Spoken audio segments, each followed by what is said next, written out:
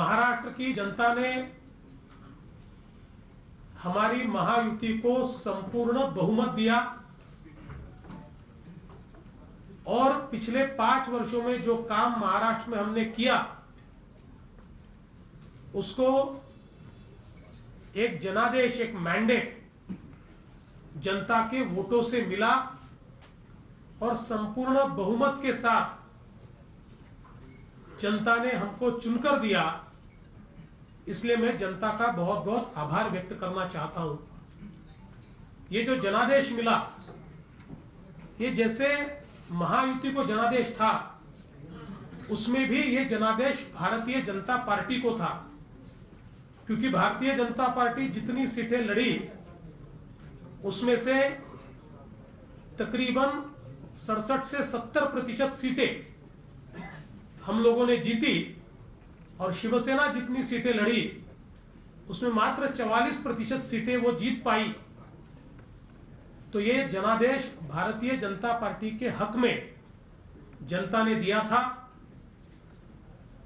दुर्दैव से number game इस प्रकार का है कि जिसमें हमारी बार्गेनिंग पावर बढ़ सकती है, ये देखते हुए शिवसेना ने पहले दिन से ही बार्गेनिंग शुरू की और घोषणा की, हम भले ही महायुति में चुनकर आए हो किंतु हम सभी पार्टियों से बात करेंगे और हमको जहां मुख्यमंत्री मिलेगा वहां पर हम उनके साथ जाएंगे। उन्होंने ये भी कहा कि हमको 2.5 साल मुख्यमंत्री देने का वादा ये किया गया है, जो बिल्कुल गलत बयान था।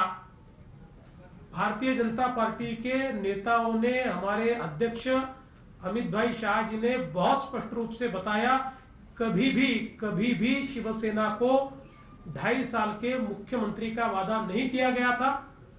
जो वादा नहीं किया था उसको छोड़कर जो वादे किए थे उसको पूरा करने के लिए हम कभी भी तैयार थे।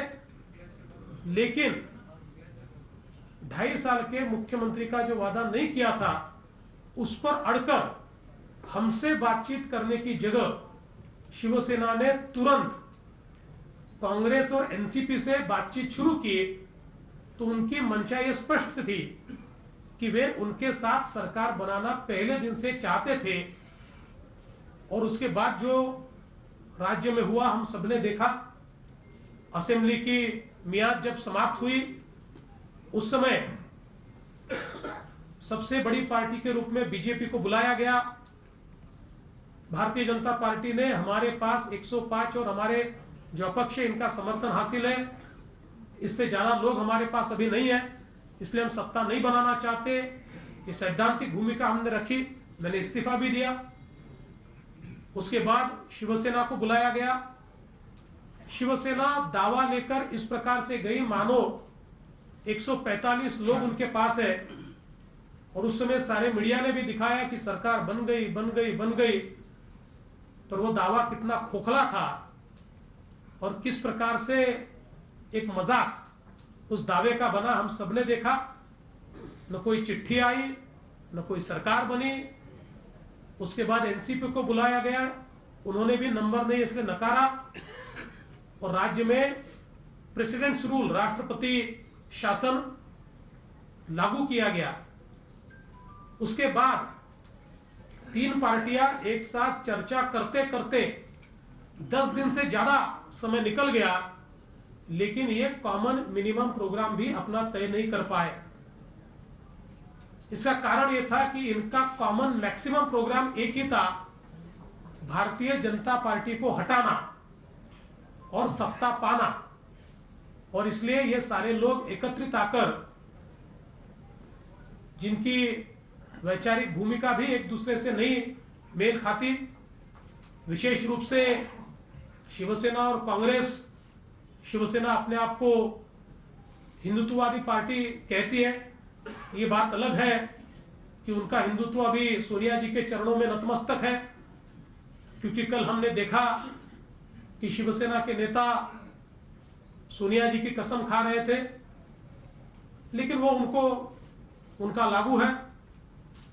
और इसलिए ये जब बना नहीं पाए और राष्ट्रपति शासन लागू था, ऐसे समय श्री अजीत दादा पवार इन्होंने हमको समर्थन देने की चर्चा की और उन्होंने कहा कि हम समर्थन देकर सरकार बनाना चाहते हैं और उनके समर्थन से हमने महाराष्ट्र में सरकार बनाई।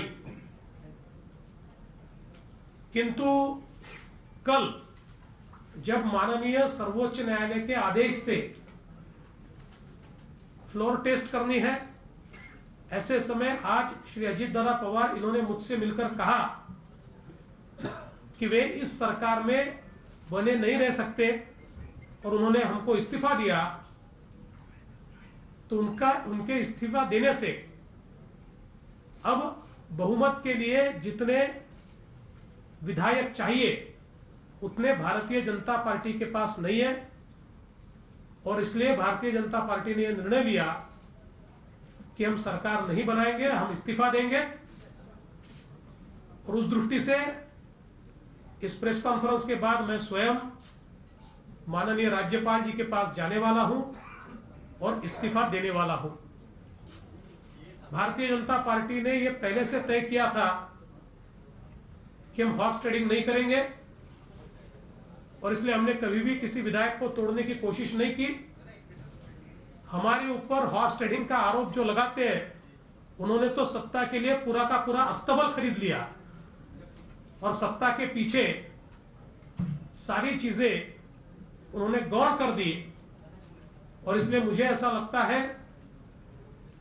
कि आज ये तीन पार्टियां एकत्रित आकर सरकार बनाने का जो विचार कर रही है, मुझे ऐसा लगता है ये सरकार अपने बोझ तले दबेगी,